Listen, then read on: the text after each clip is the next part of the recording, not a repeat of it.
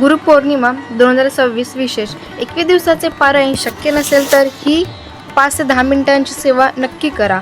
29 जुलै 2026 रोजी बुधवारी गुरुपौर्णिमा येत आहे। 21 दिवसाचे पारायण शक्य नसेल तर काय करावे? तुम्ही खालील कोणतीही सेवा श्रद्धेने करू शकता। 11 दिवसाचे आणि 7 दिवसाचे पारायण। दररोज 11 माळी श्री स्वामी समर्थ नामजप करा। तारक मंत्र म्हणावा। घोर कष्ट उद्धारण स्तोत्र 6, 11 किंवा 21 वेळा म्हणावे। दिगंबरा दिगंबरा श्रीपाद वल्लभ दिगंबरा हा मंत्र जप म्हणावा।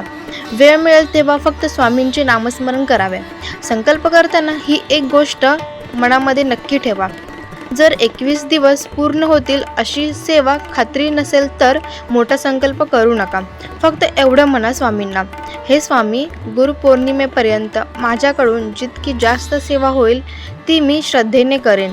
आपल्या चॅनलवरती कोणी पहिल्यांदाच व्हिडिओ बघत असाल तर अजूनही तुम्ही सबस्क्राईब केले नसेल तर सबस्क्राईब करा, जेणेकरून नवीन व्हिडिओ तुम्हाला सर्वात आधी तुमच्यापर्यंत पोहोचेल। गुरुपौर्णिमा म्हणजे आपल्या गुरुप्रती कृतज्ञता व्यक्त करण्याचा दिवस आहे। आपल्या जीवनात स्वामी महाराजांनी नेहमीच योग्य मार्ग दाखवला आहे। आपल्यावर सर्व संकटात मार्ग दाखवले आहेत आणि प्रत्येक क्षणी स्वामी आपल्या पाठीशी उभे राहिले आहेत, कारण स्वामी भक्तांनी मनापासून केलेली सेवा स्वामी महाराजांपर्यंत लवकर पोहोचते, स्वामी महाराजांना अतिशय प्रिय असते। म्हणून गुरुपौर्णिमेनिमित्त 9 जुलै ते 29 जुलै या 21 दिवसांच्या पवित्र स्वामी सेवेसाठी आजपासूनच तुम्ही सुरुवात करा। गुरुपौर्णिमा म्हणजे फक्त गुरूंची पूजा नाही, तर खरा हा दिवस कृतज्ञता व्यक्त करण्याचा दिवस आहे।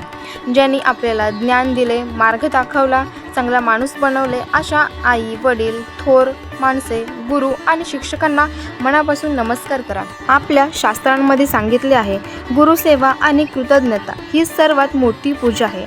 या गुरुपौर्णिमेला तुम्ही कोणाला मनापासून धन्यवाद बोलणार आहात हे कमेंटमध्ये नक्की लिहून सांगा। श्री गुरुदेव दत्त। आणि हा व्हिडिओ आपल्या सर्व गुरुभक्तांना नक्की शेअर करा। धन्यवाद।